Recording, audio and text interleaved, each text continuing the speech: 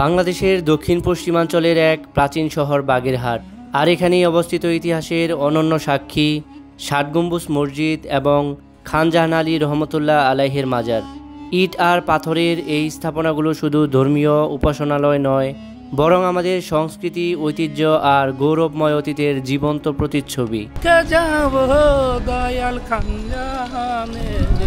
সম্পূর্ণ ভিডিওটি দেখতে থাকুন। ষাট গম্বুজ মসজিদে প্রবেশের জন্য বিদেশি পর্যটকদের জন্য টিকিট মূল্য 500 টাকা, দেশি পর্যটকদের জন্য 30 টাকা এবং মাধ্যমিক বা স্কুল শিক্ষার্থীদের জন্য মাত্র 10 টাকা।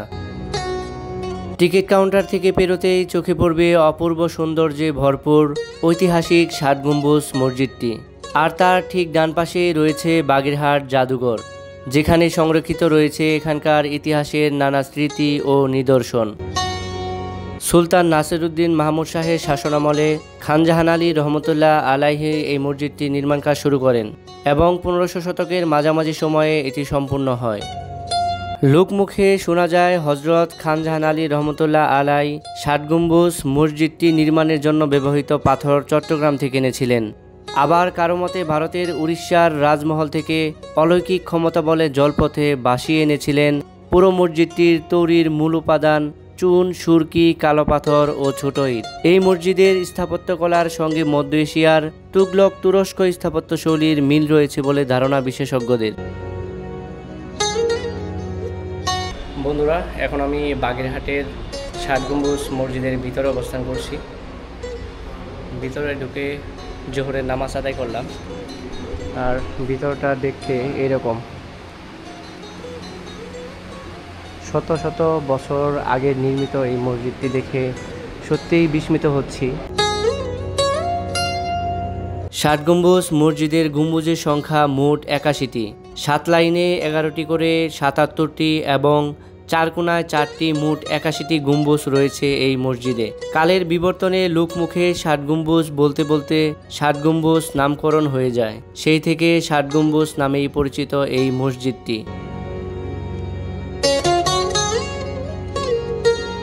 মসজিদের মূল কক্ষে রয়েছে 60টি স্তম্ভ, যেগুলো পুরো মসজিদের ছাদটিকে ধারণ করে রেখেছে।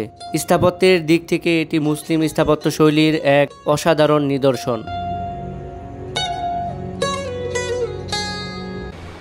এটা হচ্ছে মসজিদের সামনের অংশ। কত সুন্দরভাবে তৈরি করা হয়েছিল মসজিদটি। এগুলো পোড়ামাটির ভিতরে সুন্দর নকশা আঁকানো। আপনাদের কাছ থেকে দেখানোর চেষ্টা করতেছি। পোড়ামাটির ভিতরে অনেক সুন্দর নকশা করা ছিল সেই 1500 শতাব্দীর দিকে।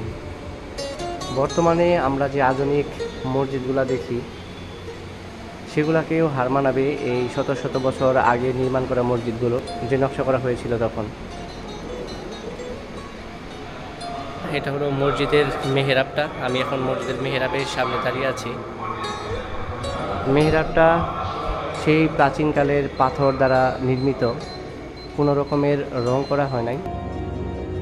মেহরাবটি নির্মাণে ব্যবহৃত হয়েছে কালো রঙের মূল্যবান পাথর, যা আনা হয়েছিল ভারত থেকে। এর নিখুঁত কারুকাজ মসজিদের সৌন্দর্যকে করে তুলেছে আরও মনোমুগ্ধকর। মসজিদের ভেতরের দেয়ালগুলো গড়ে তোলা হয়েছে প্রাচীন স্থাপত্য রীতিতে। ব্যবহৃত হয়েছে মাটির ইট, চুন, সুরকি ও পাথর। দেয়ালের গায়ে এখনও দেখা যায় সেই সময়কার নির্মাণ কৌশলের নিখুঁত ছাপ, যা প্রমাণ করে তৎকালীন কারিগরদের দক্ষতা ও স্থায়িত্বের প্রতি অটুট মনোযোগ। 1985 সালে ইউনেস্কো এই মসজিদটিকে বিশ্ব ঐতিহাসিক স্থান হিসেবে স্বীকৃতি দেয়। এটি বাংলাদেশের 3টি বিশ্ব ঐতিহাসিক স্থানের একটি। মসজিদের পিছনের অংশে রয়েছে ঐতিহাসিক ঘোড়াদিঘি, যা খান জাহান আলী রহমতুল্লাহ আলাইহের সময়কার আরেকটি গুরুত্বপূর্ণ নিদর্শন। এটি শুধু একটি জলাধারা নয়, সেই সময়ের নগর পরিকল্পনা ও পানি সংগ্রহ ব্যবস্থার এক চমৎকার উদাহরণ। দিঘির দুপাশে গড়ে তোলা হয়েছে শান্তিপূর্ণ হাঁটার পথ, যেখানে প্রাকৃতিক সৌন্দর্যের সাথে মিশে আছে ইতিহাসের আবহ। দিঘির চারপাশে শান বাঁধানো ঘাটগুলো যেন দর্শনার্থীদের জন্য এক প্রশান্তির আশ্রয়। বাগেরহাটের ঐতিহাসিক ষাট গম্বুজ মসজিদের ঠিক পাশেই রয়েছে বাগেরহাট জাদুঘর। এখানে সংরক্ষিত আছে প্রাচীনকালের ব্যবহৃত নানা নিদর্শন, পাত্র, পোশাক, অলংকার, স্থাপত্যের খুঁটিনাটি উপকরণ। এই জাদুঘরে আরও রাখা আছে খান জাহান আলী রহমতুল্লাহ আলাইহের মাজারের সংলগ্ন দিঘির বসবাসকারী বিখ্যাত কুমিরের সংরক্ষিত মৃতদেহ। হজরত খান জাহান আলী রহমতুল্লাহ আলাই দিঘিটি খনন করার পর যাতে কেউ দিঘির সুপেয় পানি নষ্ট করতে না পারে সেজন্য দিঘিতে একজোড়া মিঠা পানির কুমির ছেড়ে দেয়। সেই থেকেই বংশ পরম্পর দিঘিতে এই কুমিরের বসবাস করে আসছে। বয়সজনিত কারণে শতবর্ষী কালাপাহাড় ও দলাপাহাড় নামের কুমির দুটি মারা যায়। পরে তাদের দেহ সংরক্ষিত করে রাখা হয় বাগেরহাটের এই জাদুঘরে, যা আজও এখানকার অন্যতম আকর্ষণ। বাংলাদেশের যে কোনো প্রান্ত থেকে খুলনা শহর হয়ে খুব সহজেই আসা যায় বাগেরহাটে।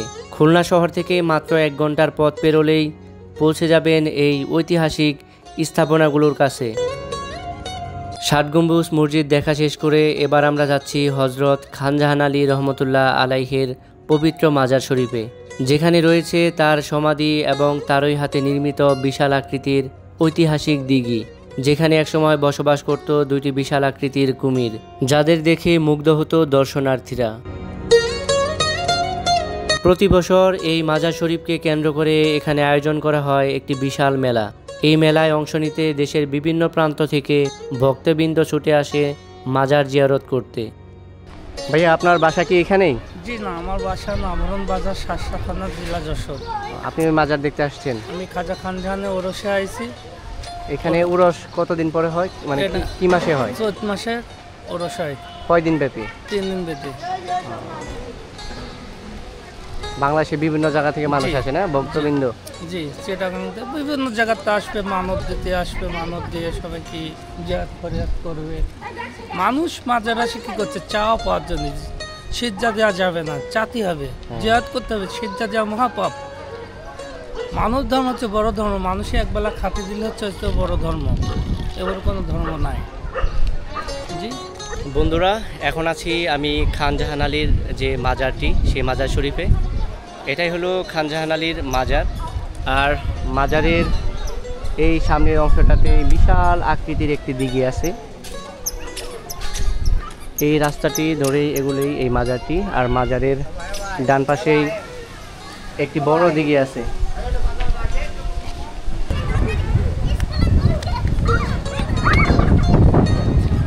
মাজারের ঠিক সামনের অংশেই বিশাল আকৃতির একটি দিঘি।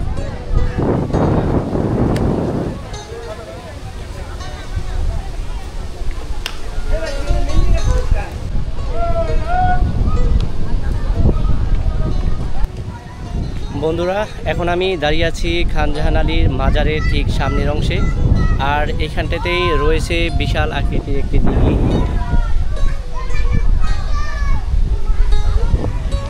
এটা হচ্ছে মাজার, আর মাজারের সামনের অংশে রয়েছে বিশাল আকৃতির দিঘি। এই দিঘিতেই কুমির থাকতো এক সময়।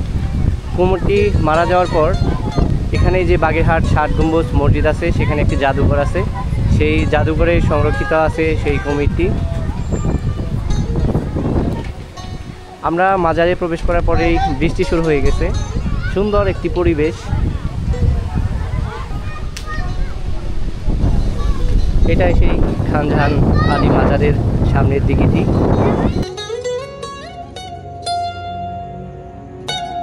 এই মাজারটিতে ঘুরতে আসা অনেক ভক্ত এখানে দিঘিতে গোসল করে মানত পূর্ণ করেন, কারণ তারা বিশ্বাস করেন এখানে গোসল করলে তাদের মানত পূর্ণ হবে এবং আধ্যাত্মিক শুদ্ধতা আসবে। তবে এটি মনে রাখা খুবই গুরুত্বপূর্ণ, মহান আল্লাহ তাআলা ছাড়া কারো কাছে মানত করা উচিত নয়, কারণ সব কিছু আল্লাহ তাআলার ইচ্ছাতেই নির্ভরশীল। মহান আল্লাহ তাআলা আমাদের সবাইকে সঠিক পথের সুস্পষ্ট বুঝ দান করুন এবং তার আদেশ অনুসরণের তৌফিক দান করুন, যেন আমরা জীবনের প্রতিটি ক্ষেত্রে তার হুকুম অনুযায়ী চলতে পারি।